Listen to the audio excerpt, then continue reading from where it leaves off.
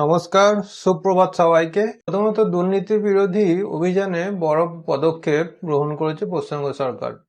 পশ্চিমবঙ্গ সরকার anti corruption branch এর কাঠামো পুনর্গঠন করেছে। নতুন হেল্পলাইন, সিনিয়র আইপিএস অফিসারদের দায়িত্ব পরিবর্তন এবং দুর্নীতির অভিযোগে দ্রুত তদন্তের উদ্যোগ নেওয়া হয়েছে। হর ঘর তিরঙ্গা কর্মসূচিতে প্রায় 70 লক্ষ জাতীয় পতাকা বিতরণের সিদ্ধান্ত নেওয়া হয়েছে।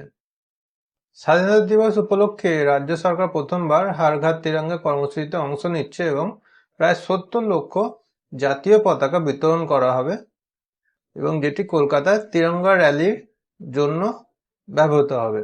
রাজ্য সরকার আগামী 1 মাসের মধ্যে প্রায় 25টি শিল্প প্রকল্পের জন্য জমি বরাদ্দ করার পরিকল্পনা ঘোষণা করেছে। পাশাপাশি নতুন সিঙ্গেল উইন্ডো ক্লিয়ারেন্স নীতিও আনার কথা জানানো হয়েছে যাতে দ্রুত বিনিয়োগ করা যায়।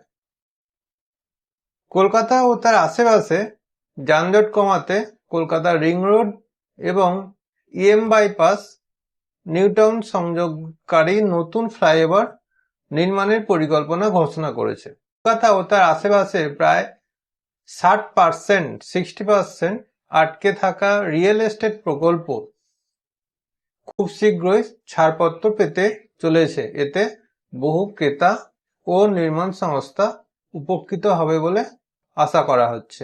দক্ষিণবঙ্গের একাধিক জেলায় বজ্রবিদ্যুৎ সহ ভারী বৃষ্টি এবং উপকূলীয় এলাকায় দমকা হওয়ার পূর্বাভাস। 7 থেকে 8ই আগস্ট পর্যন্ত মৎস্যজীবীদের সমুদ্রে না যাওয়ার পরামর্শ দেওয়া হয়েছে। তাদের জন্য বিনামূল্যে সরকারি বাসে যাতায়াতের পিঙ্ক কার্ড প্রকল্প নিয়ে আবেদন ও যোগ্যতা সম্পর্কে মানুষের আগ্রহ বাড়ছে।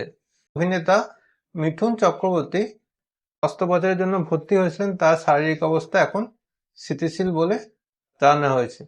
ধন্যবাদ, সুপ্রভাত।